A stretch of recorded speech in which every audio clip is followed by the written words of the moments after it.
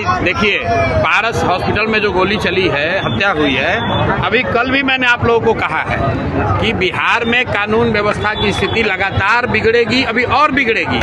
इसलिए बिगड़ेगी कि पूरा पुलिस प्रशासन तो शराब से पैसा कमाने में, बालू माफियाओं के साथ साठगांठ करके पैसा कमाने में, घूस लेने में लगा हुआ है। जितने मंत्री हैं, जितने सरकार के लोग हैं, वो ट्रांसफर पोस्टिंग में करोड़ों रुपए का उगाही कर रहे हैं। तो आप जब पुलिस वाले शराब और बालू से पैसा कमाने में लगे हैं तो कानून व्यवस्था का काम कब करेंगे?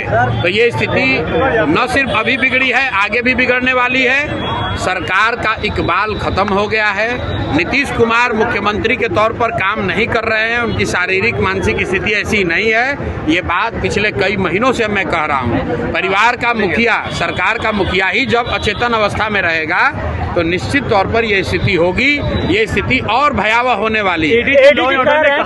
किसान अभी इस समय जो होते हैं फ्री होते हैं, इसलिए अपराध बढ़ रहा है। अब एडीजे लॉ एंड ऑर्डर को अगर ऐसा लग रहा है कि किसान जो है वो फ्री है इसलिए अपराध कर रहा है, तो ये उस अफसर की मानसिकता को दिखाता है, सरकार की मानसिकता को दिखाता है और ये बताता है कि बिहार में स्थिति दिनों दिन क्यों खराब हो रही है। जिम्मेवारी लेने के बजाय, अफसरों पर कार्रवाई होने के बजाय अफसर समाज पर, किसानों पर, मजदूरों पर इसका दोषारोपण कर रहे हैं। पारस हॉस्पिटल में जहां पर ये हत्या हुई है वो कोई किसान जाकर थोड़ी ना मारा है। वीडियो जारी हुआ है, देख लीजिए।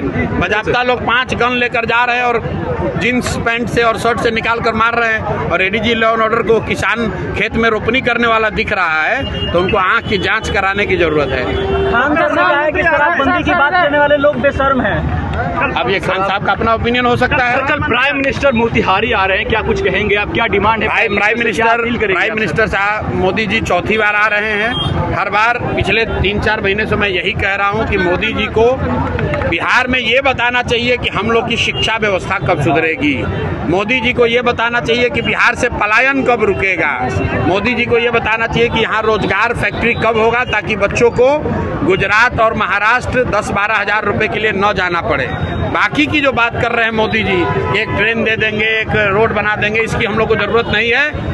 ये हम लोग सब अपने से कर सकते हैं। हम लोग के बच्चों के लिए रोजगार होना चाहिए, पलायन बंद होना चाहिए। 2 रुपया कम मिले लेकिन बच्चे अपने परिवार के साथ रह सके, लोग अपने परिवार के साथ रह सके, पढ़ाई कर सके, रोजगार कर सके। लोगों की ये इच्छा है। और आपने अभी सभा में देखा, मैंने पूछा भाई अगर वोट बिहार का है तो फैक्ट्री कहाँ लगना चाहिए? लोगों ने कहा बिहार में लगना चाहिए।